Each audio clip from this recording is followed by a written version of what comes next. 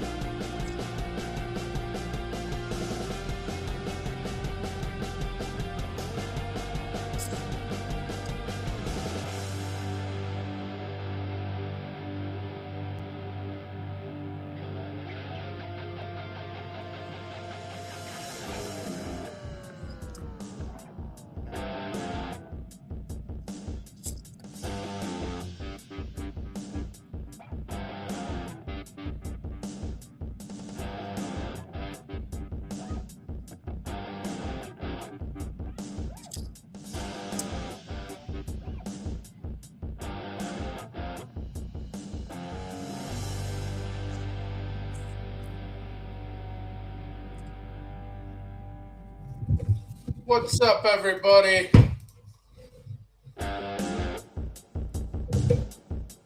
How's everybody doing tonight? It's been a crazy Tuesday. A very crazy Tuesday. A lot of news. I was so busy at work today, and with how crazy it is, I didn't even realize Devontae Adams got traded. The only person I knew got traded was Cooper. Amari Cooper, yeah. I got that, and then I'm sitting there seeing things about Adams playing for the Jets this Sunday, and I'm like, what are you talking about? What's up, Ron? He's suddenly got no hamstring injury. He's ready to go. He was never hurt. That was just a clutch. Yep. I think that was on the Raiders too. They wanted to play it off until they were good and ready to make their decisions. Yeah. Well, we've got all of week number 6 to review. We're going to talk about the trades. Yes, but sir. I'm sure you want to talk about Aiden Hutchinson. So the floor is yours, my friend. I mean, it sucks. You know, it looked like a standard play. It happened so fast. But, you know, I knew as soon as they showed the camera and he was taking his gloves off while laying there, and the face expression he had on his face, I knew at that point it was not a good thing, because that's not a Hutchinson thing to do, is to do that. But, you know, I'm not like most Lions fans. I haven't start freaking out. I agree, Ron. It was the depressing part of one of the greatest wins in the last couple of years we've had. But I'm not freaking out.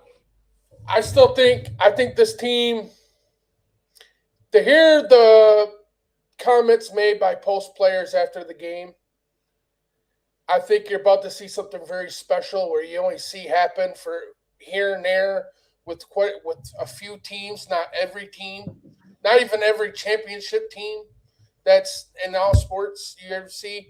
But I really think you're about to see a team come together for one player and really try to get there for that one player and themselves. I think they had a lot of motivation already. You know, they were so close last year. This is a city that is dying for a winner. You know, they finally, win the division. They win a playoff game. They make it to the NFC Championship game. And all the things that were talked about, after the game, the mistakes that, they want to blame it on, the head coach, for going for it. That's who he is, Maybe he learns from that and does a few things a little bit differently, but in the time and place that occurred, that's what they do. That's what they did, And then he says after the game, he's like, we may never get this far ever again, And so I think that is the motivation that they need. This is just another motivator, but I expect – okay, there's probably no chance you're going to get Max Crosby. They're going to ask for way too much, even though he's from that area, and he's the face of the franchise for a team that needs a quarterback. And yes, they need a high draft pick, but maybe they'll just keep losing this year, and they won't have to give away their best players. Devontae Adams was not happy there. He didn't want to be there. We saw that last year in the receiver series that was on Netflix. He had no faith in the quarterbacks that were there, the offensive coordinators that are running the game. He wanted to get back to being with one of the quarterbacks he trusted, and they couldn't make a deal in New Orleans, so he ended up with the Jets. And for a third-round pick that could possibly and highly unlikely become a second-round pick, it's a hell of a bargain for the Jets. So, I mean, there's probably not. I agree. I know Crosby is going to be a lot. I don't know if Brad will pull that trigger. I mean, listen, your best chances are picking up somebody else that is an elite pass rusher that's not the face of the franchise. A Myles Garrett from Cleveland, I know that, this is probably a long shot, but you've got players that are under contract that are going to need a big contract soon, that are going to get paid elsewhere. And so maybe there's a young player out there that a team knows they can't afford, like a George Karlaftis for the Kansas City Chiefs, might be an interesting pickup for Detroit. Somebody that's on the verge of having a pretty good sized payday, and a team can't afford to pay them. And Detroit's got the cap room and can bring them in and help them, get through this year. Because I think, to be honest, you got a really good defense, but you could always use a few extra pieces to help you get over the hump. Exactly. And Ron, you could be right. I do think Detroit would at least call. I don't know how far the talks get, but I think they'll probably at least hopefully might call. But I will say this. I think Brad Holmes could be up to something. I didn't expect too much people to get contract extension. I knew why Montgomery got his probably sooner than later, because after the big games he's been having, he scored a touchdown in every game. So I figured he kind of earned his because Brad knew the price would keep going up if he didn't pull the trigger soon. But McNeil, just moments ago, signed a 4-year extension. So they just locked McNeil up on their nose guard for 4 years. And the only other person I believe on a D-line that needs a contract would be Hutch, of the core players that are going to be here for a long time. But Hutch is still on his 3rd year of his rookie year. And this will hurt his value because he's going to have to show that he's fully recovered from this situation. Yeah. And so, if they play it smart, they're probably going to get him at a discount here, better rather than the huge money that he would have been, chasing, if you will. Oh, but, I'm not worried about. We're still going to have to pay that money because any amount that you don't end up paying gives you the opportunity to spread it out to other people. Because let's assume, just in the greatest scenario of your lifetime, the Detroit Lions win the Super Bowl.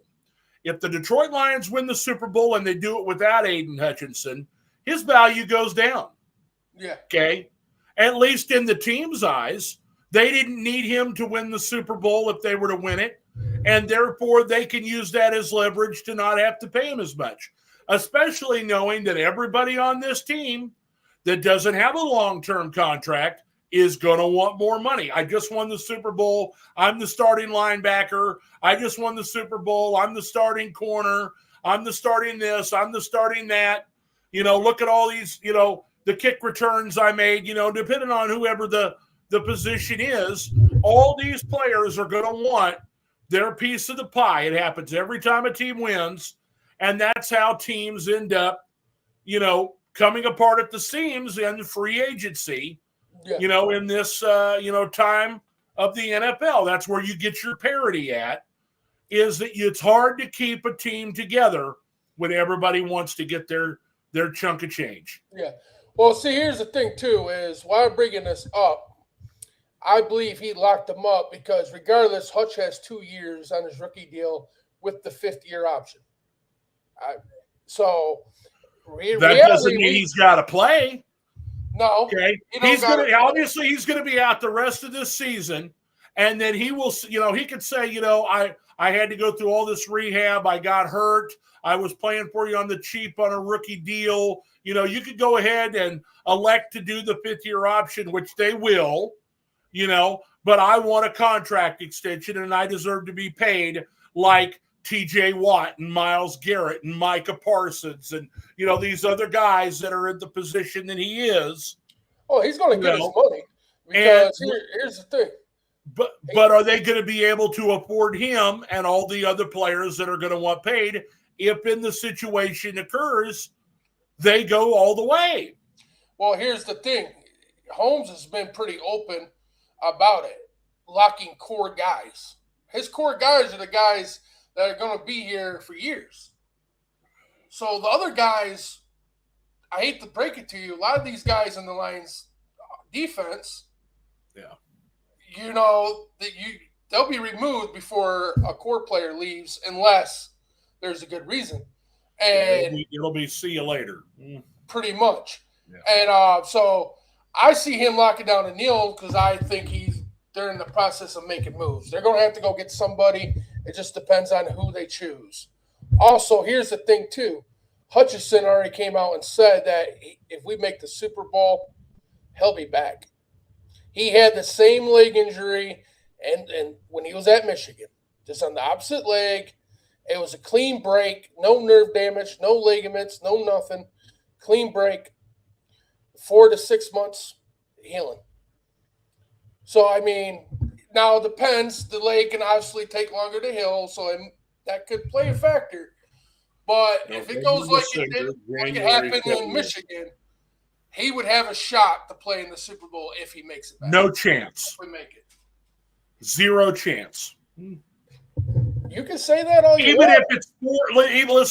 Even if it is 4 months, only 4 months, okay, we're getting ready to head into the third week of October.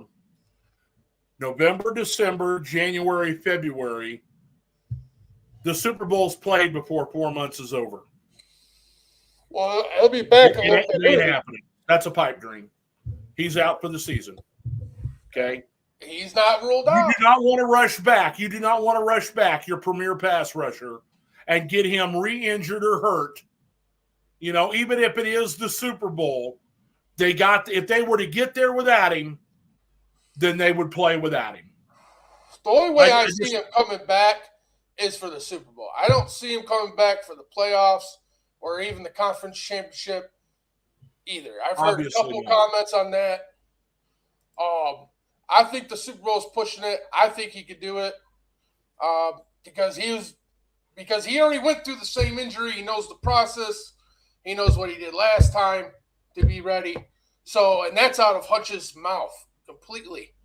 It ain't from an outsider, ain't from Dan Campbell, ain't from no one from the Lions. He personally said that's his goal. All right, well, let's take a look at week number 6 as we review this last week in the NFL. Of course, the Thursday night game started off with the San Francisco 49ers going in to Seattle. And, the 49ers really needed this victory. They were at 2-3. The Seahawks were 3-2. So now they're both tied, at this point for the division lead. They're not getting a whole hell of a lot of fight out of Arizona and the Rams like we suspected that they would. Injuries have really held back all the teams in this division, and it's not nearly as strong as we thought it would be. I just think that if the offensive line remains intact, and they have interchangeable running backs, okay? Mason went out. In comes the next guy, straight down the field and would have scored if he hadn't kneeled down. Okay? Yeah. And so, they're going to get Ricky Pearsall practice today for the first time since getting shot. That's another weapon down the field. We may see one of these wide receivers get traded because they're looking towards the future and not just this year. And I got to be honest with you. If Christian McCaffrey plays, it ain't going to be till late in the year. Just the way they have been talking, obviously he's still on injured reserve. He has tendonitis in both Achilles, which means, he's having problems in both legs. And, you're just looking at he's going to tear a damn Achilles. His they got to get that ironed out before he gets back on the field, or they're risking a long-term injury with a bunch of rehab. That's why he hasn't played yet. And to be honest, although their record is 3-3, they haven't really needed him. It's the receivers that were hurt and the good defenses that they have played on the road that has cost them, to this point. But I think that they're going to start getting things turned around. They've got 10 days to prepare for a Super Bowl rematch coming up in their own house, which will be a lot of fun. Seattle has just got a quarterback that makes silly mistakes from time to time. I know they're using a new system this year after he was the starter last year, and they was in a system that they'd had for a few years in a row. They've got 2 running backs on this team, and they don't utilize them the way they should. Seattle should be getting 30-plus rushes a game, and they're getting like half that with the kind of playmakers they have at running back. And that would keep their defense off the field and keep them fresh. Seattle's making a lot of mistakes by, let's try and fling it 50 yards down the field. They're trying to act like they're the Raiders of the 1970s, and they need to run the damn football. Agreed. Chris McCaffrey, in my opinion, I don't even know if he plays this year, to be honest. Unless he figures that out or he says, screw it, I'm risking it. And honestly, if it goes to deep in the season, like you were saying, to start this, you might have to start thinking that he might be having to call it a career if this never goes away, But nope. That's all I really got in that game. I didn't get to watch it because my dog ate my Fire Stick controller, so I can't get to where I can't get into where I can take your ass down to Walmart and get a new one. I need to. Real quick before we go to the next game, I want to reply to Ron here. He said, honestly, unless there's a miracle, I'm shutting him down and have him ready for next year. Now, when I said that, I plan for Hutch to miss the year. I'm just repeating what he said his goal is. And then I looked up and what he was doing, when it happened at Michigan. So I'm going off of what he said. And that's if we're in the Super Bowl. Hey. I think he's talking about Christian McCaffrey. I think he's talking about Christian McCaffrey, not no, he said this right. He said this right before we even switched into here. Oh, all right. But he did say this comment about this game. He said, let's leave Seattle alone. They just got their knee pads spinning off the week before by the Lions. Hey, guess what? Yeah. It's still, you gave me shit because I just brought it up. The stats still living there, buddy. They weren't going to win this fucking game. They were playing the 49ers. The Seahawks have not beat the 49ers in the last 6 tries. It wasn't going to happen. Hey. We go to London for another one of our international games, and I thought Jacksonville played really well, to be honest with you. The problem is drop passes in the end zone. I watched the whole game. Gabe Davis dropped a pass in the end zone. They had Evan Ingram was the only guy that every time the ball came his way, and he was coming back from an injury. This was his first game back. And he was, just catching everything in sight. But he turned the ball over. Too many illegal motions and holdings on the Jaguars. But they had 3 separate times. Gabe Davis dropped one in the end zone. Brian Thomas dropped one in the end zone. Another player dropped it in the end zone that would have been touchdowns.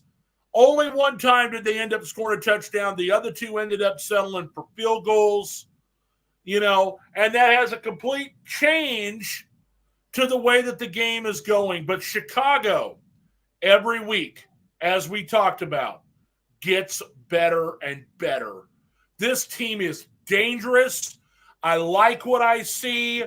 I know it is not the total package. They're not the best team in the NFC. They're probably around maybe fourth. But I tell you what, this team is dangerous. They can run the football. They've got, Rashawn Johnson is running the ball now with DeAndre Swift. So they're doing good with the two-headed game there. They've got a couple of great tight ends that can both catch the ball. Cole Kmet is really starting, to come on now. It was Gerald Everett earlier in the year. And then Keenan Allen broke out in this game. He ain't done shit all season. And he caught 2 touchdowns in this one. And, they're not turning the ball over. The defense is playing well. And they go to London and get a victory that, while the score indicates they killed them, I really thought it was a closer game than it should be. And I'm concerned about the coaching job for Doug Peterson. I thought that last year was going to be a step back, so this year they could take a step forward. I'm not sure that's still the case right now.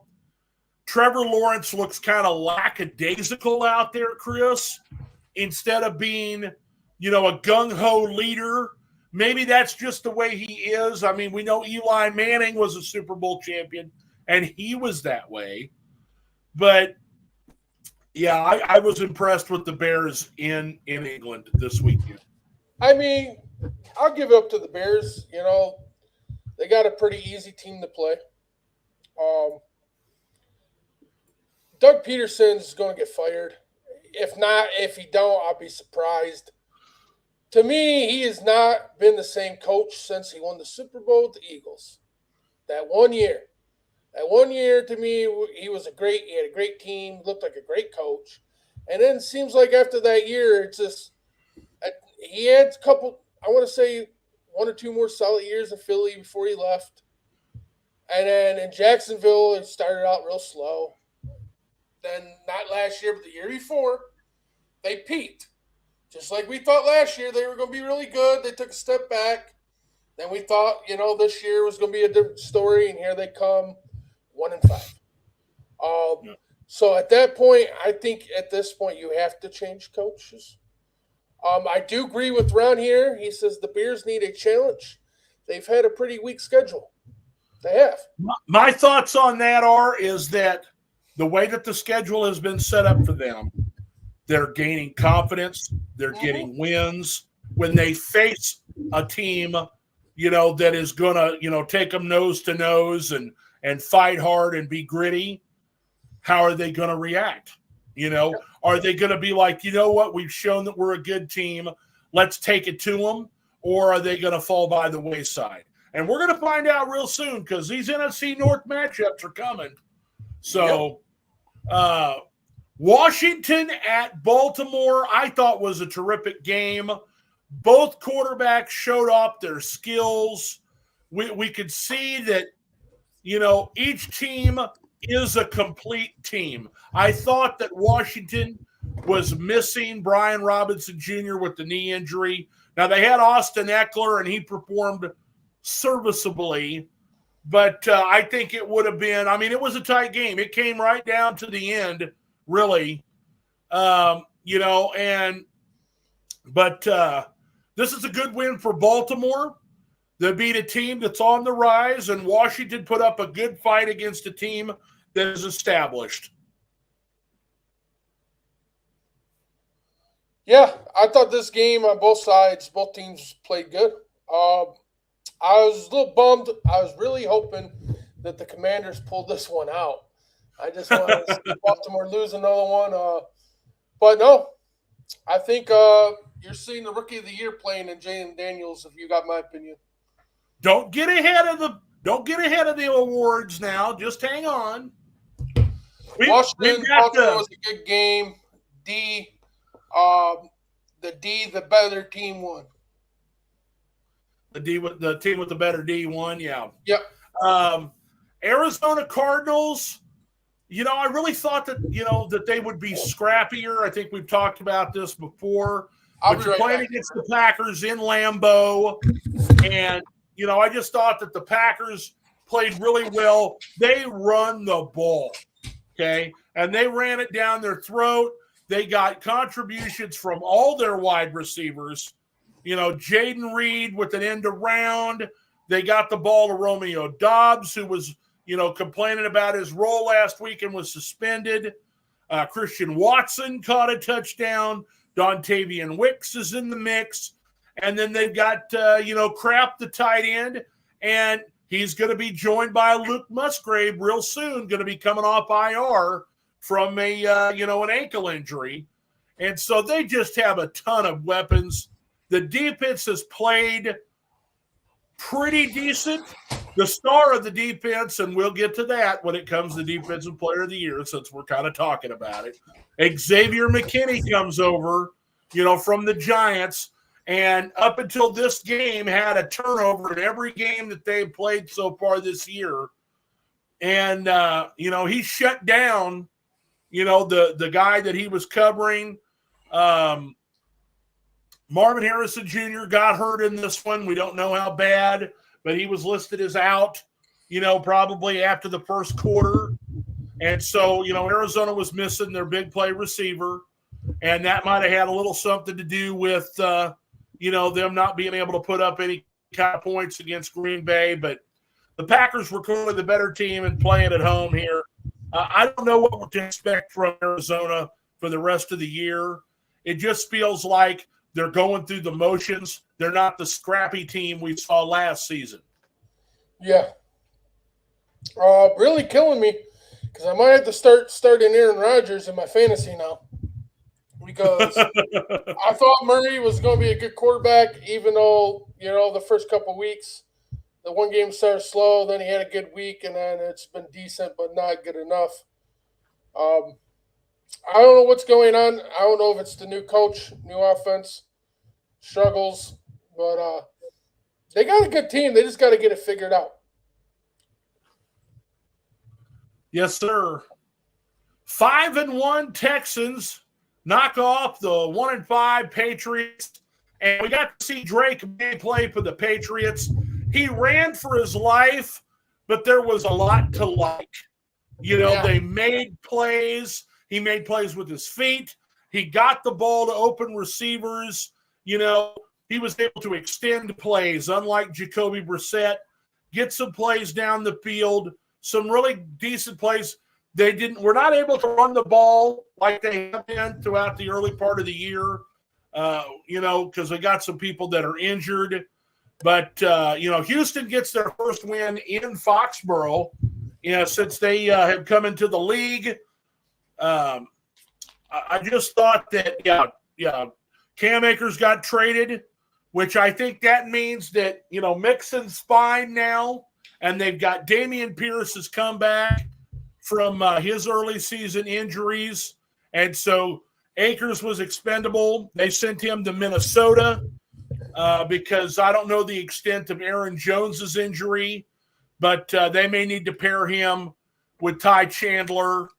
They've had a bye week this week, and maybe things are not looking up there. And they need to run the football to help set up the play action for Sam Darnold there in Minnesota. So, interesting trade there. You got some pissed off Lions coming to your house this week. I don't know about they pissed off. They just killed the Cowboys. So, but anyway, as far as C.J. Stroud, they played without Nico Collins, who, went to IR, but it didn't affect him offensively. Defensively, I didn't think they were as strong as they'd been earlier in the season. But when you're playing against a quarterback you don't really have any film on, that's to be expected. And I thought overall that the Texans played a good game to move to 5-1. Yeah, they did. How about those Saints? Yeah, let me tell you what I saw in this game. This is a crazy game, okay? I had just a quick fantasy football note. I had my backup quarterback for the week that Patrick Mahomes is going to be off as Derek Carr, okay? And then, of course, Chiefs got the bye week, and then Derek Carr is out with an oblique injury. So I'm on the Sleeper Dynasty League, and I've got I've got Spencer Rattler, who I drafted in our rookie draft this year, and I'm thinking about starting him. But I'm waiting to find out, is Anthony Richardson going to play for the Indianapolis Colts? Okay, because if he's not, they've been saying, oh, he's going to play all week. And I'm like, no, he's not. And I'm going to play Joe Flacco if he's not going to play. So real quick before the game starts, they announce Anthony Richardson's not playing. I start Joe Flacco. Flacco throws an interception early in the game. Spencer Rattler looks like a godsend to the Saints in the first half. They led the game 27-24. He was playing great, moving around, making plays, and then suddenly reality check showed up, and Tampa Bay steamrolled him in the second half with 27 unanswered points to win the game 51-27. And so what a crazy outcome. I was like, man, this rookie Spencer Rattler is going to be all right. He's a kid that bounced around to several different colleges in his career. I think he played at Oklahoma and South Carolina. And so he's been in some different systems, and he sat the first 5 weeks of the year, and he comes in. They ran the ball. He got it to his open receivers. He personally took off and made some plays. What a crazy second half. Tampa Bay just completely took control of the game. Kamara was completely ineffective, and that made the passing game ineffective. And Tampa they beat them down. Yeah, they did. No, I mean, Riggler, he's a rookie. He's shown that he is going to have a good career when he finally does get his chance. Well, if he does get his chance, depending on how long Carr stays there, whatever, totally happens. Well, Carr's going to be out for a couple more weeks, so we're going to see Spencer Rattler again on Thursday night against the Denver Broncos in the Sean Payton Bowl.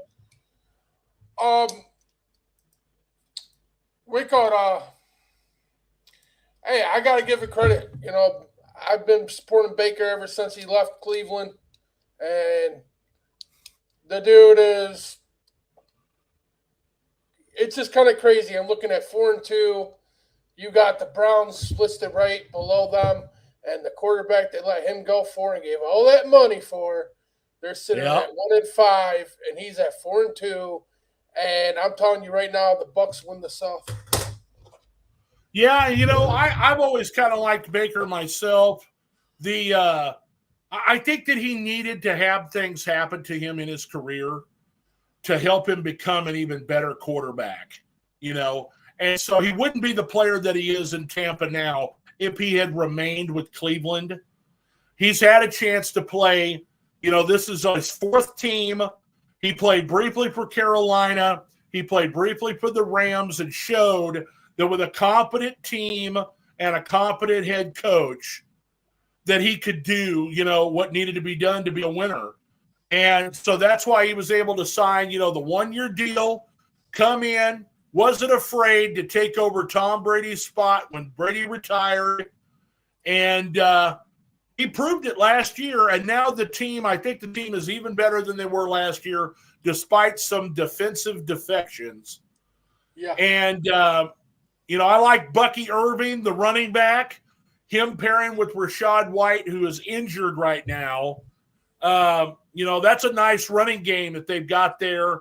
And that just opens up the kind of play-action passing that is perfect for his style of play. Yeah. And so, you talk about the Cleveland Browns and the Philadelphia Eagles here. It is a demonstration of how poor the Browns are and how sad the Eagles are that they could only beat, after having a bye week, they could only beat the lowly Browns by 4 points.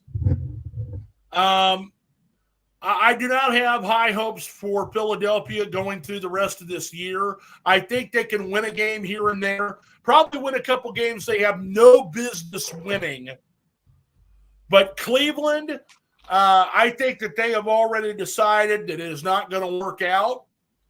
I think this is going to be Deshaun Watson's last year. They're going to cut him and treat him like the Russell Wilson effect in Denver that's happening this year where they just take a huge cap hit and say, screw it, we got to reboot the team. And, So they've already traded Amari Cooper to the Buffalo Bills. I think there is a really good chance that if the phone call is made and they give up draft capital, you're going to see Myles Garrett playing for your Detroit Lions. And Kevin Stefanski will probably be fired at the end of this year. I got a question. Do you think? Yes, sir. And I don't stick up with much coaches. I just want to point this out because your comment. And not that you said a bad comment, because that's how it looks. And it's going to happen. But this motherfucker, this coach, just won two best coach of the year awards in the last 4 years. Yep, Kevin Stefanski. This is not Kevin Stefanski's fault. Stefanski's fault. Yeah. And I'm being 100%. Fault. Yeah. 100%. Because I'm being 100% honest. For these last couple of years, I caught myself starting to blame their coach. Like, well, how does this coach still have a job? Because nothing fucking changes. It don't matter who they get. They can get the biggest superstars in Cleveland, and they still do nothing. And then they look at Flacco and they make it to the playoffs just like that because they got a competent quarterback. Yeah. And that was without Nick Chubb. That was without Nick Chubb, who is going to be back as early as this next week in limited action from the the knee injury he suffered last year. And I'm hoping because I got him on IR. But so my whole question here is, you think there's a chance that Kevin walks in before the end of the season and tells the Browns he quits and then gets another job somewhere else? Well, I think that if he were to resign, they would hold him to his contract and not allow him to sign with another team without compensation. I don't think he needs to necessarily do that. I think that if he just bides his time, he's either going to continue to get paid and be the head coach of the Cleveland Browns, or he'll be fired at the end of the season. I don't think that there's any reasons for them to make a change mid-season with the quarterback situation that they've got and everything that's happened thus far. I think they'll wait till the end of the year to decide to make a change. And I think that, if they're having discussions now about the quarterback situation behind closed doors, maybe he's safe. Maybe he's like, listen, look what we had with Joe Flacco. We made the playoffs last year. You're making me play this guy because of all the money that we paid him. I can't coach him up any more than I already have. Yeah. There's nothing I could do. He is a dysfunctional player. He's not the player that we thought we were going to be getting. I would really prefer to play Jameis Winston at the quarterback position, and maybe that will happen in the next couple of weeks. See, that's another thing I'll bring up real fast. If behind the scenes he's talking to them and he finds out, listen, your job is safe. Let's do what's best for the franchise. And, maybe what's best for the franchise in their mind is, let's just tank. Let him go out there, play like shit. We don't care about his image because we're cutting him at the end of the year anyway. And then we'll have a nice high draft pick, and maybe we'll get the quarterback that we deserve in the draft, because they will have a first-round draft pick. I just want to bring this up real quick. I was reading an article that Kevin, their head coach, said they asked him, why is Deshaun still playing? He made a comment saying that Deshaun gives him the best chance to win, which I know damn well he did not mean that. He had to say that. Because he had to say it. But he doesn't want to be fired. But what makes me wonder was why he said it like that. Does there mean there could be shit going down with Jameis and Winston? I mean, we did see them arguing on the side of the field. So is there more shit behind closed doors that we really don't know about? I don't know, but I wouldn't make more of it than what it really is. Oh, I'm not. I was just curious on that because it didn't sound like he had too much confidence. I just think that they brought him in there to be the safety net in case Watson got injured. Well, Watson's not injured. And if he's not injured, he's going to continue to play.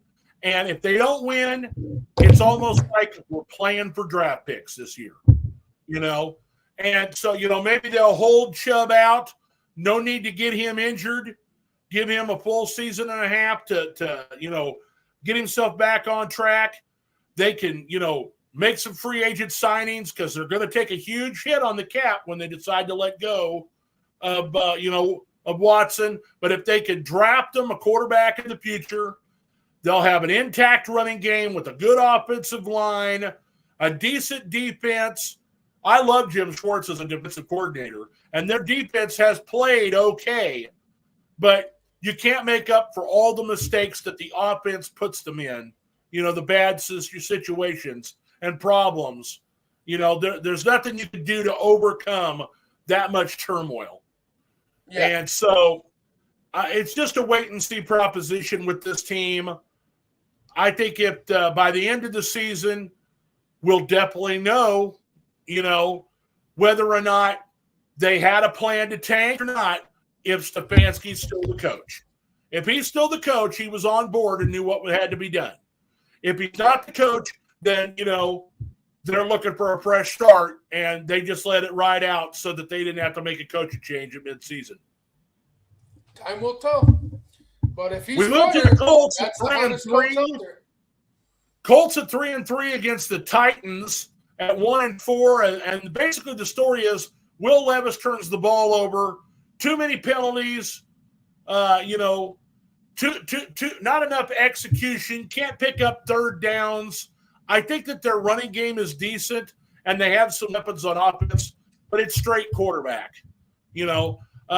Tammy Henshaw, who's a friend of mine here on Facebook and in, NFL Renegades and such, she's a huge Tennessee Titan fan.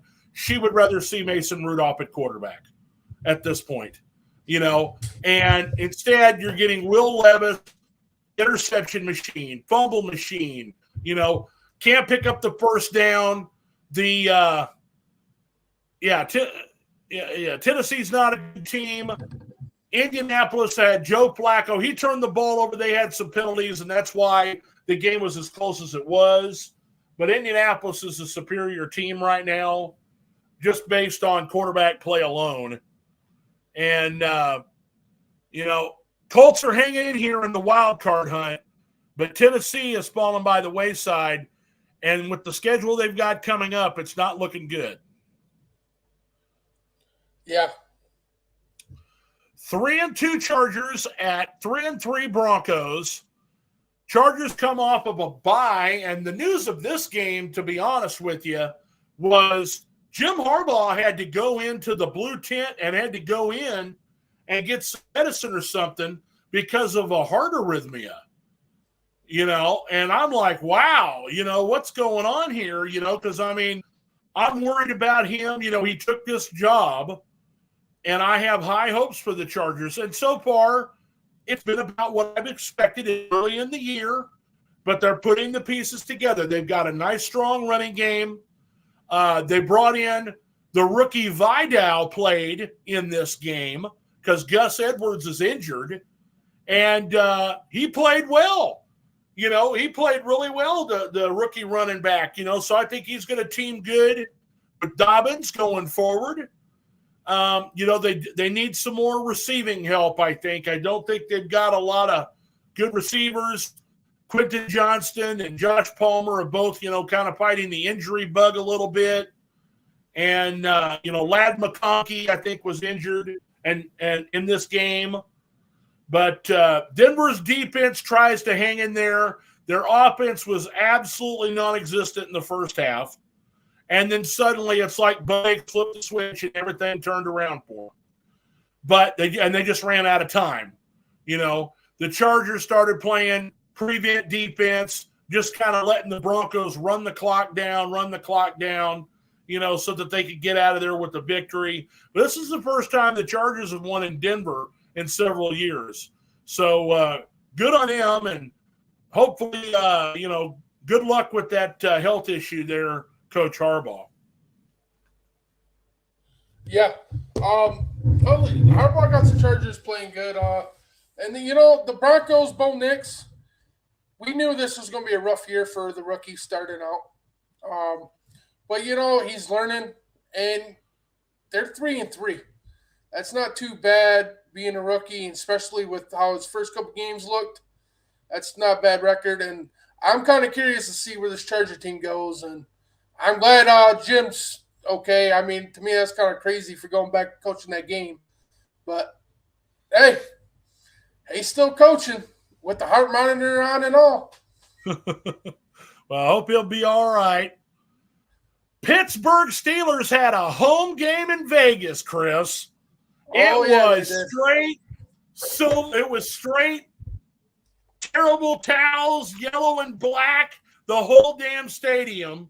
Of course, you can't tell the Raider black from the Steeler black, so that makes it even worse. I'm sure there was plenty of Raider fans there, but the Steeler fans took over the stadium. Justin Fields played good. Najee Harris showed some running in this game that we have been looking for from him for the last several years. It used to feel like that he would run into the line, he would run for a couple yards, and as soon as somebody would hit him, down he goes. I think he's finally found that tough as nails, get the first out at any cost, reach out and get that touchdown. He played great in this game. Yeah, he did. And I hope he continues to do so. Fields played, just like he has been, making plays with his legs, picking up the first down from there. But it looks like the Steelers are thinking of starting Russell Wilson this next week. Supposedly he's healthy, and they'd like to make a change for the primetime Jets game. And, I think that I would like to continue to see him play Justin Fields. I don't know whether or not Russ is going to make a difference or not, but I'd hate to see him make the change to Russ and then, have to go right back to Fields. I think that would be a bad look. Okay. Hey, I'm just going to tell the truth. I get where you're coming from, and I respect it because I feel partially a lot towards what you're trying to say is, is doing it. But I got to be real. You got to. Because even though Justin Fields has won you 4 games, he's done that with mediocre passing, a lot of running, and a lot of help as a team-wise to get those victories. Well, they're team victories, that's for sure. But not every game comes down to that. There's games where it comes down to a throw, a farther than 10 yards throw, and the big plays that you need to win these games if you're trying to make it to playoffs or win the division. Some of these games get that tough point, and I don't know right now. I want to trust Justin in that to make those big plays. Right now, everything's working, but how long is it going to work for? Until somebody stops the 10 yards, 5 yards passes and makes them throw 15 to 20-yard passes. You know what I mean? Defense can do that. So to me, I think as a head coach, this is a smart decision. You got to put Russ in and see if Russ can still play better than what you've seen the last 2 years of Russ play. You know what I'm saying? And because if he can get back to throwing the ball like he used to with confidence and has that arm again, that gives Pittsburgh a way new team. You know what I'm saying? They'll be dangerous. So to me is you got to do it because you're 4-2. It's early in the season, Dave.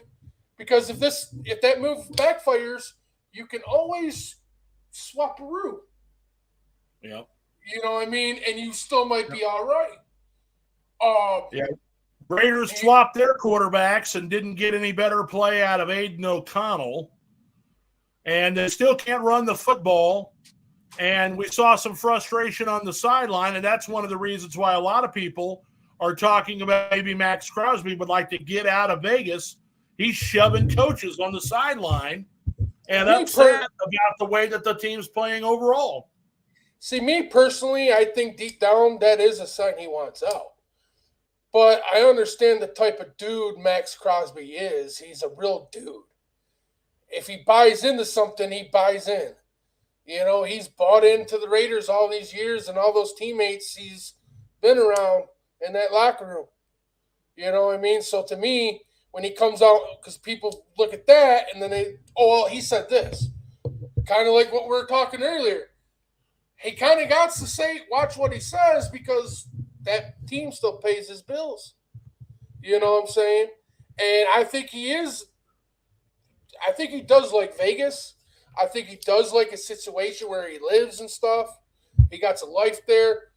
But I don't think he's necessarily happy because, you know, I'll just bring the comment up. He's made comments. If he could go play anywhere else, it would be the Lions. If not the Lions, it'd be somewhere where they can win. You know what I mean? He's just done it respectfully and hasn't been blunt on that he wants out the door. You know? But I think he is that real dude that will sit there in Vegas if Vegas decides not to trade him and put a smile on his face and deal with it. You know, he's just that type of player. He's 1% of players left in this league because, I mean, you see it now. Look at how many trades. Look at the Adams. You know, I mean, Adams wasn't that bad, but, you know what I mean, look at Reddick this year. You know, the holdout. That's another player could end up with you. Didn't he? I heard he got traded back to the Eagles today. I haven't seen anything about that. Okay, so it was a comment, so I didn't. So Atlanta Falcons, it feels like the Panthers put up a nice little fight against them. You know, what you would expect from a team that is not a good team, just enough to have a decent showing. But Falcons got the running game going with Robinson and Algiers. Cousins has been very productive. They're staying out of stopping from turning the ball over. They're getting production on third down. They're finding Kyle Pitts finally, teaming him with Drake London and Darnell Mooney. And those are the weapons they need to get the ball to in the passing game. Falcons look pretty good. Carolina kept it close till the second half, and then the Falcons just took over at the end to put this one out of reach. Overall, I still think that Tampa Bay is the better team than the Falcons in the South, but they're going to be giving each other, fits going forward. Yeah, I agree. I think why I think Tampa's better is because I think Tampa can play full 60. Why I think Atlanta's good, but their problem right now, it seems like they either start out slow or fast, and then they die out a little bit, and then they pull them out at the end. To me, they just don't click for full 60 minutes. All right, Chris, get your cigar out. Where's the shades? Let's go. I didn't put the shades on. I don't even got a lighter with me. What's that one? Just stick it in your mouth and tell us all how happy you are. Hey, we got that payback. We ran we got that sweet revenge. CeeDee Lamb, who? He didn't even see the end zone. Dak looked like the highest paid trash can running around the field. Jerry was pissed off on his 82nd birthday. He made a dad rush to the damn locker room for his after-party birthday celebration. But in real talk, it was a great game. I expected to win that game. I did not expect to lose it by any means. I was completely happy with everything except the fact that the way that the whole thing went down, I knew I was going to have to listen to run his mouth, Stephen A. Smith, in his little video, like as if he did something. There's nothing that annoys me worse, okay? I'm not necessarily a big Cowboy fan, in any way, shape, or form. But he is such an asshole to the fans of the Dallas Cowboys whenever they lose that he's got to and it was a blowout and this and that. Shut the fuck up. You did nothing, Stephen A. Smith. What? Hey, you leave predicted my it was boy going alone. to happen? Huh? To leave my boy alone. Yeah, he's a fucking asshole. I mean, I agree. He's an asshole, but let's be real. Some of these fan bases are real assholes. They're all annoying if they're not yours. It's true. Fair enough. It's true. See, so the Cincinnati Bengals, listen, they needed this win, and they tried their best to give this game away. This is the game that got me my $500 victory on Sunday. I picked 11 teams to win, and it was absolute torture all night long. 7-0 forever. And then when the Giants tied it up, I told Mom, I said, I'm going to lose. I said, it's inevitable. They had the ball, couldn't pick up the first down. They make a big play, can't pick up the first down. They just continue. They turn the ball over. Penalties on good runs or big passes held them back. And then, they get to 10-7, and I'm like, please just make a stop. Please just make a stop. And I'm getting heckled. They're going to score a touchdown. The game's going to end 14-10. I'm like, you shut your trash mouth. And so finally, they finally put it away, and I got a big win, monetarily on DraftKings this weekend for the first time this year. I had a nice win there. But I think the Giants, the one silver lining for the Giants, and I like their defense. I thought their defense played well. I don't know if it's Cincinnati, just sucks that bad on offense because they were putting up big points all year. They just couldn't win. They're losing by 3, 2, 5, losing, close games. And so I think the Giants defense is really good. But the one silver lining that I took away was Tyrone Tracy, the running back, a converted wide receiver who played at Purdue. I think he's their future star running back there. I'm not sure that Daniel Jones is the quarterback for them, and they're still missing Malik Neighbors. But, I think they've got some pieces there. Their offensive line was making some holes, and he was shooting the gaps for 7, 8, 9, 10 yards at a time. And then they would go back to throwing, which I was glad about because I'm like, stop the run, you're killing me. And but Tyrone Tracy for the Giants was a bright spot. Cincinnati got the victory. But I tell you what, it's not looking good. If they don't improve more going forward, they've got just a death of a schedule. They're not going to get in the playoffs. Yeah. They're not. And then that just brings us to, Monday Night Football. The Jets, I thought they had it a couple of times. I thought they had it won, but they do not run, both running backs. They stick with the guy with the hot hand when they've got two guys that are both capable. Braylon Allen didn't have nearly the yards that he should have. They want to be pass happy with Aaron Rodgers every chance they get. And I thought that hurt them, because he's throwing interceptions. Now, the Hail Mary, he's the king of the Hail Marys. I remember the one, against Arizona in the playoffs. Arizona ended up winning that game.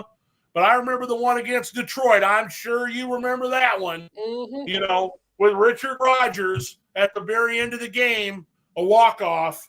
But, that was a great pass to Alan Lazard. Terrible defense by the Buffalo Bills. Bills were lucky to win this one. Of course, they were missing James Cook is out with an injury, got a toe problem. And but the rookie Ray Davis, I thought, played well. And they brought up Brent Gore Jr. off the practice squad to be the backup. He had limited snaps. I just thought that, Buffalo earned this game. It was a close, tight one. But the Jets could have won this game, and they just kind of shot themselves in the foot too many times. Yeah. No. It was I passed out early. I totally didn't even get to really watch that game, but I heard it was pretty good. I'm kind of curious to see how they look with Adams. Are you going to start seeing Adams and them actually look like a team now, since now he got another 2 receivers he can trust there? Well, this is my thought. I think that Mike Williams is either going to get traded or will be released.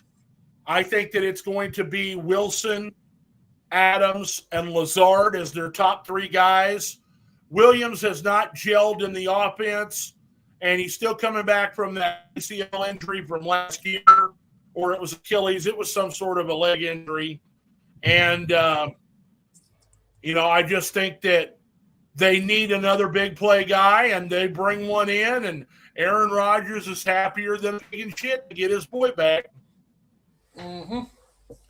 But they got a big hole to climb out of before they can start talking about making the playoffs, or that somehow they are a Super Bowl contender when they just had their coach fired.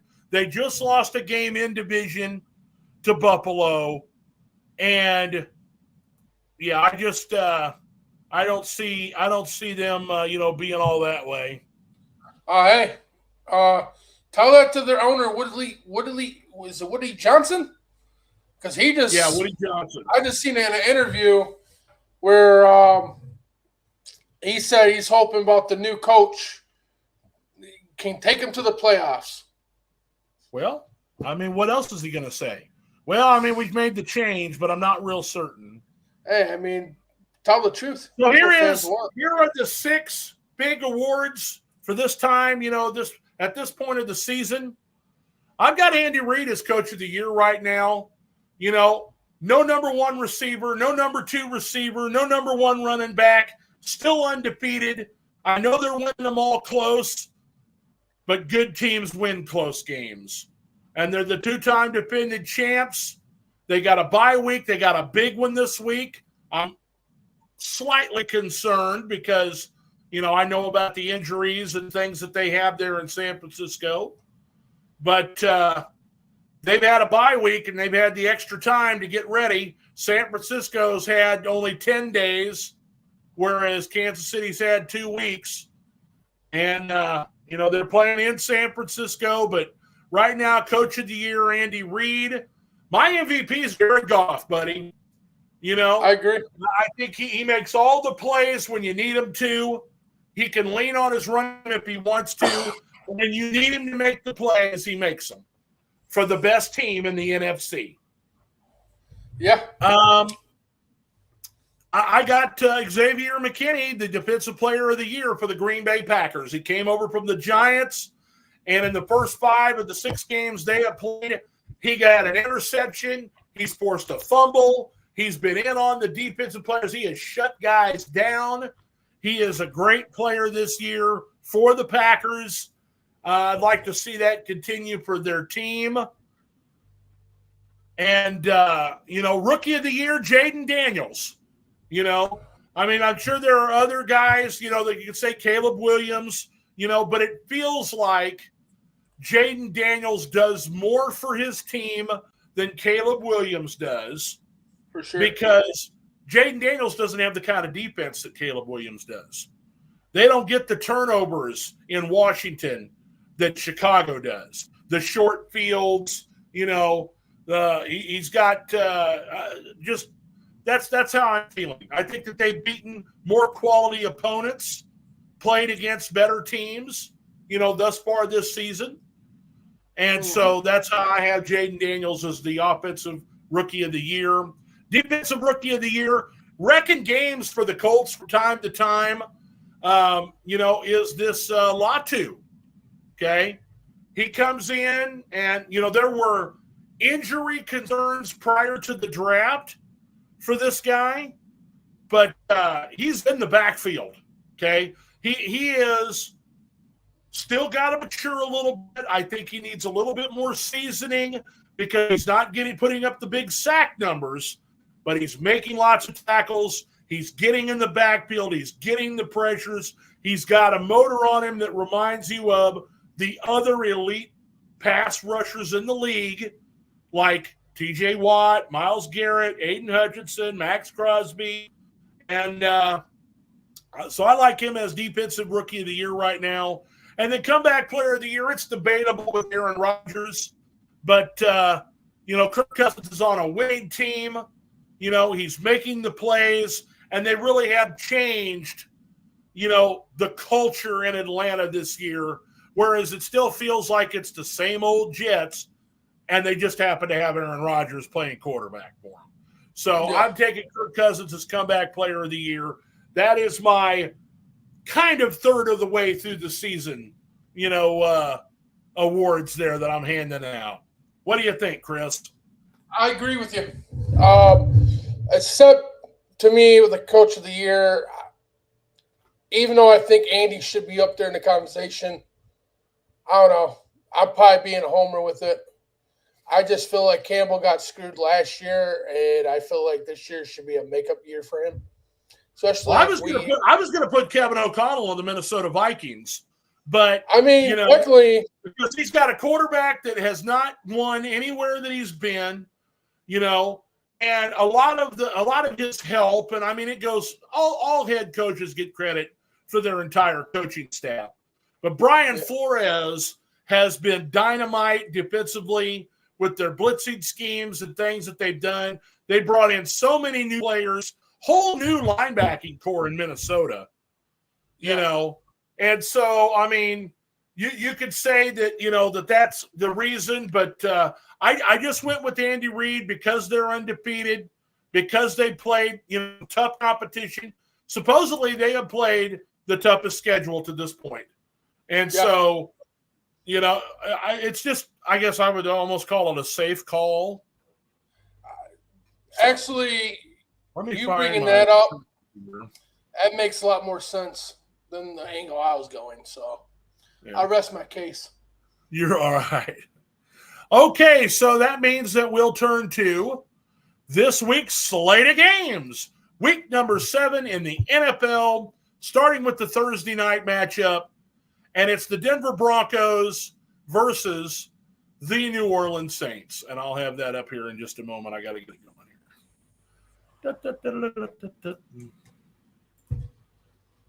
Go. All right. Just based on what I saw, I think the Saints can definitely put up a nice fight against the Denver Broncos. It's a short week, which for a rookie quarterback has got to be difficult. It's difficult on seasoned players, but they're both got a rookie quarterback. Both defenses, I want to say, are pretty decent, but you've got the Denver Broncos who blew out Tampa Bay in Tampa Bay, and the New Orleans Saints who blew out New Orleans in New Orleans. So for that reason, I'll take the Denver Broncos on Thursday Night Football. I'm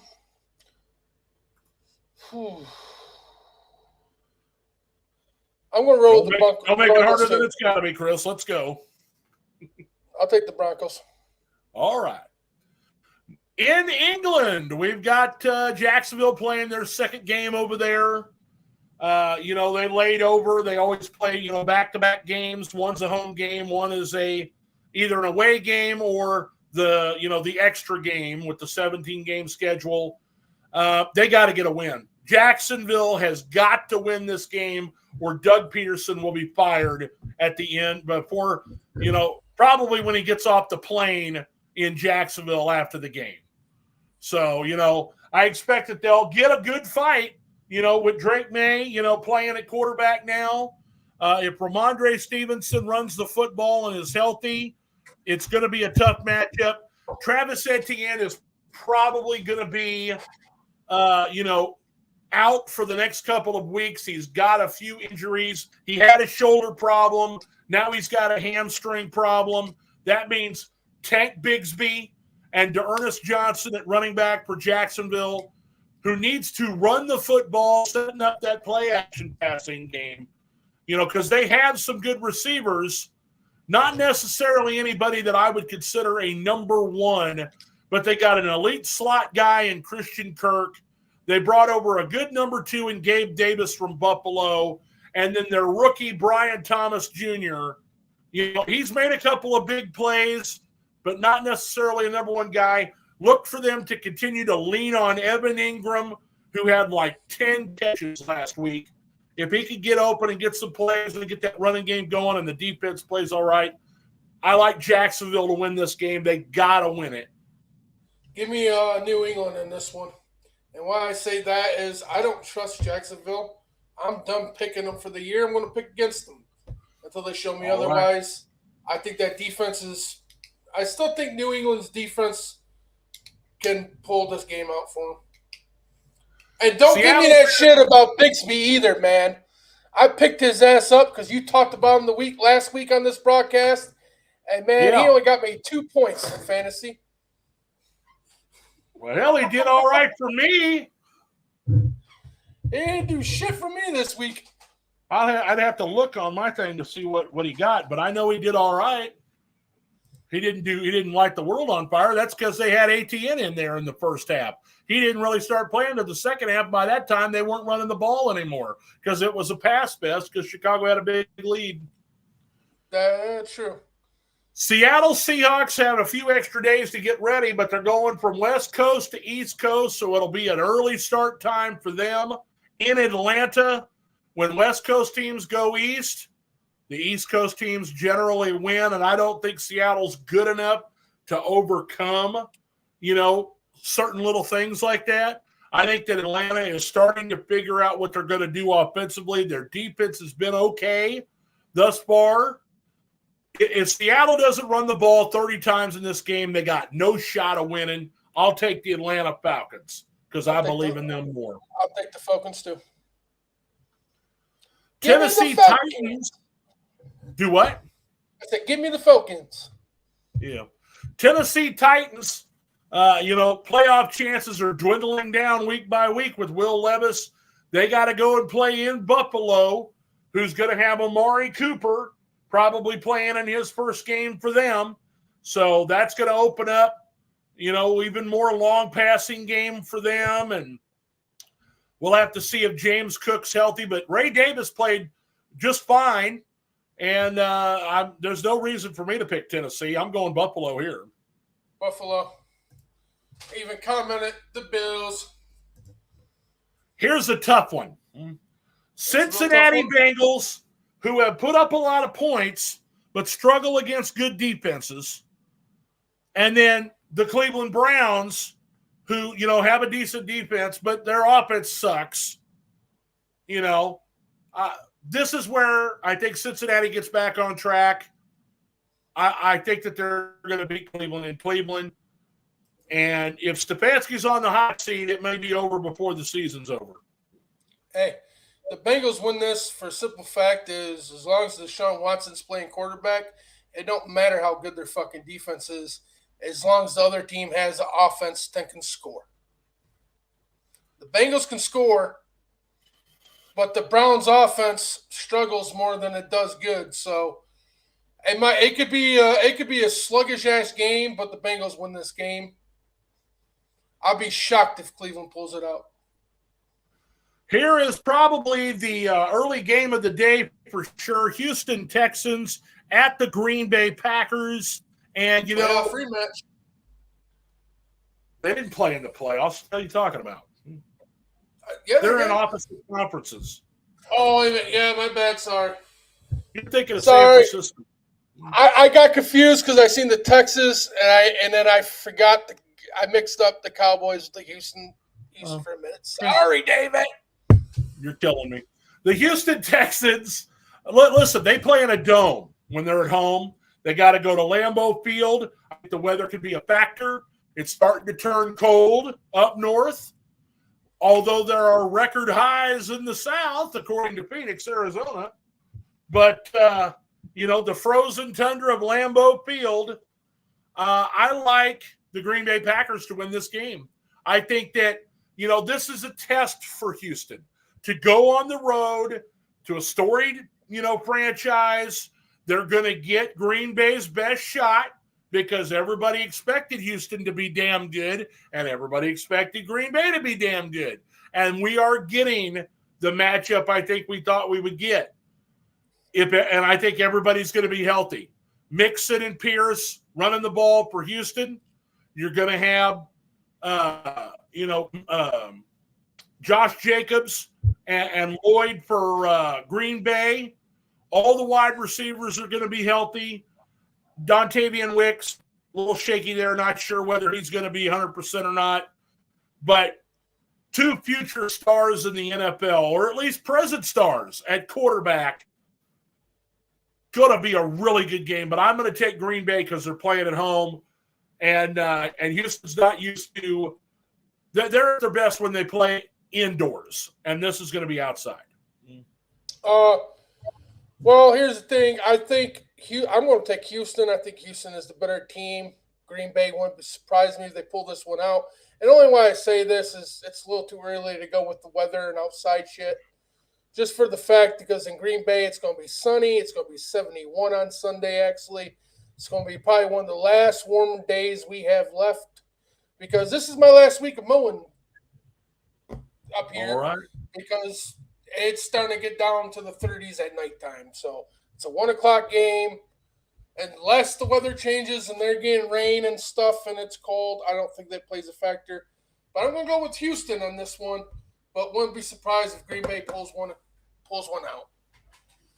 Two teams with hurt quarterbacks. You got Tua, who I think it's next week that he comes back, not this week. So they're going to start Huntley again, but they've got Raheem Mostert back at running back, who is healthy, and but Devin Achane is injured, so it'll be Jeff Wilson Jr. and Raheem Mostert running the ball, and this will be, I believe, the third week in a row that we're going to see. Or third game, I should say. I think Miami had a bye week, but this will be the third game that we see Huntley. So he should know the offense, should have a little bit better timing with his wide receivers. With the Colts playing inside, I think that gives, these speedsters, these wide receivers a bit of an advantage. I expect that they're probably going to play Anthony Richardson. He nearly played this last week. And the defenses on both sides, it's like they play down to their competition. And so I'm going to take Miami in this matchup. Coming off the bye week. Same here. And Daychan, he is technically hurt, but he's in concussion protocol. He was in practice on Monday in the no-contact injury jersey, but he needs to hit a full practice to play. So we'll find that out in the next couple days on who's actually going to be playing running back for them. Great game on Sunday. The Detroit Lions at the Minnesota Vikings. It'll be for first place in the division, in the only division in the NFL where everybody has at least 4 wins after 6 weeks. And so Detroit got their bye week before going to Dallas last week. Minnesota had their bye week before coming home to play Detroit this week. Big stunner, everybody. I'm going to take Minnesota, and Chris is going to take Detroit. And I guess we'll just see what happens. But I like the fact that we're probably going to have a little bit easier time running the football because we don't have to worry about Aiden Hutchinson. And the secondary will get tested, which it has been on a couple of occasions this year. But you've got Jefferson and Addison, and then Tabor, I think is his name, is the three receivers for Minnesota. Detroit, of course, has got Amon-Ra St. Brown. Tim Patrick has played great. Jameson Williams. Both teams have pretty good tight ends. Sam Laporte, I give that the edge. The running game, I give the edge to Detroit. But the defense is going to blitz the shit out of Detroit. And I think that's going to be the key to the game. If Jared Goff can get his passes off when they blitz, Detroit blows out Minnesota. If they get to Jared Goff, this will be a close game. It'll come down to the wire. I'm looking forward to it, buddy.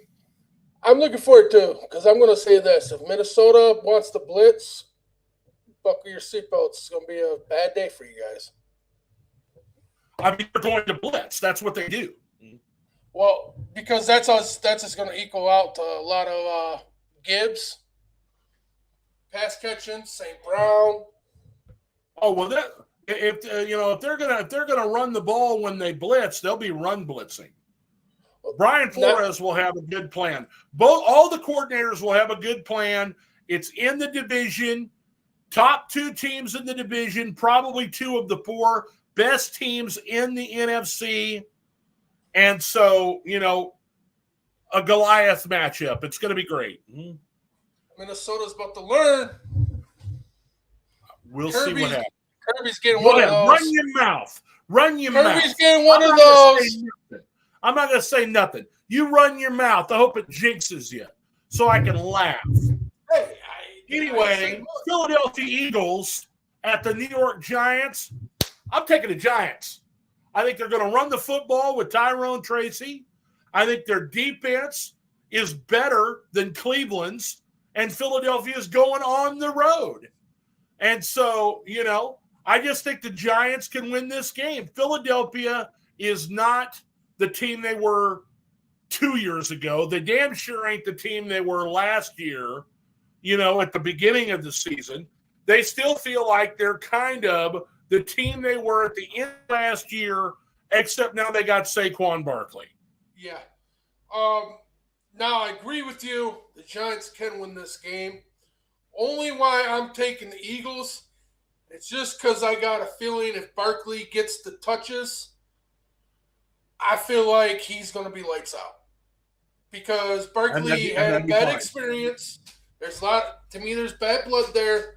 So if he gets a chance to break the game or make the game go his way, I think he's going to have a huge day.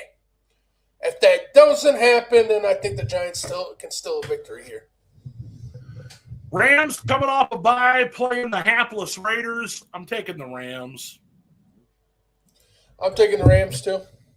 I think the team realizes by trading Devontae Adams, when he was on the roster, it wasn't like they'd give it up. But now you traded him away. Now it feels like, okay, well, we're starting over. You don't have a real quarterback. You gave away your best wide receiver. You didn't re-sign your real running back in the offseason. Let him go to Green Bay. I don't know what the hell they're doing in Vegas, but it just feels like a rebuild at this point. I will say if they don't think Antonio Pierce is the answer, he's going to be one and done as the full-time coach when this season's over. I agree with you, but I will say this, and this is not me sticking up Raiders, and this is me not knocking Jacobs either, because I like him as a running back. It's just that's what I said. They let him walk. It's hard to stick up for him though a little bit because he's only scored like one touchdown all year so far. You don't have to score touchdowns as long as somebody else is scoring them, and they've been doing just fine. Oh, don't get me wrong. Yeah. I mean, that's like probably the only benefit that makes the Raiders kind of look smart. But then you look at his numbers and see he's actually a productive, good running back, and just hasn't got the opportunity to put them all in the end zone. And then they look stupid This is a sneaky game right here, okay? Washington just showed that they are a good team against Baltimore, and they're not an also-ran. You know, they've beaten some decent teams this year. Jaden Daniels has played great. But if they're reading the press clippings and they're not focused and on their preparation and getting ready, because, oh, well, it's the Panthers. We should win this one easy, The Panthers can slip through and win this game. An inexperienced young team like Washington can let this one get away from them. But they're playing at home. I think that Daniels is the kind of quarterback that will keep his team focused. He reminds me of Patrick Mahomes in that case. Not all the other stuff that he's capable of doing, but his focus, his drive to win and being a leader. I think Washington should and will win this game. Oh, I got Washington. Just for the fact that I don't think Daniels will ever not be on focus. They said he reports the practice to the facility every day at 4 a.m. He watches all film until everybody gets there, and then picks up team meetings and goes to practice. The kid's going to be a great quarterback with that type of work ethic, and that's awesome to see, because maybe he'll inspire some of these rookies coming in ahead of time when they see what he's doing. Maybe some of these young kids will develop that work ethic coming in the NFL. Because to me, quarterback's the hardest position. Yeah. And then we get to the 425 game, Kansas City Chiefs at the San Francisco 49ers. And I'll do what Chris is incapable of doing. The 49ers are going to win this game. And here is why they're going to win. San Francisco's got a chip on their shoulder. They have been beaten in each of the 4 matchups that they have played against Kansas City. 2 of them in San Francisco and the other 2 in the Super Bowls. And, they got this one circled. This is one that they're going to put everything they can into winning this game. It doesn't matter if they got Christian McCaffrey. It doesn't matter if anybody else is injured. They'll have some new exotic defenses to throw at the Chiefs because they got a new defensive coordinator again this year. And they'll have some plays on offense, to throw at the Chiefs. The Chiefs will lose this game because of penalties, because they can't stop with the illegal motions and the holdings and the illegal man downfields. Those will come back to bite them. They will run the ball effectively. They will have some big shots down the field. I expect this to be over 50 points in the game between the 2 of them. It's going to go back and forth. And in the end, it'll be a dumbass turnover, like when the ball gets tipped in the end zone because the receiver drops the ball and it's flipped up in the air like against New Orleans, and the other guy gets the ball. It'll be something stupid like that. The Chiefs are known, for blowing games. They may end up and have a big lead early. It could be 17-0 Kansas City, and they'll lose the fucking game like 35-32. Okay? But I'm telling you, I'm going to take the 49ers in this game because I'm not scared or, I don't care about any ridicule for picking against, the team that I root for. When I see the writing on the wall, I know they've had an extra week to prepare.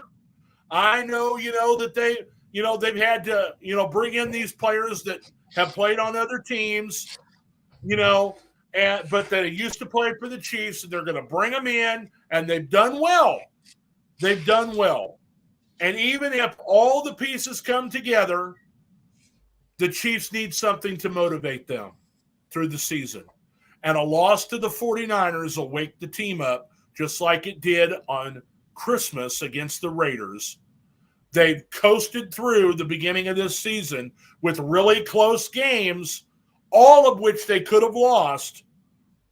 And I don't know that that has been enough to keep everybody's eye on the prize.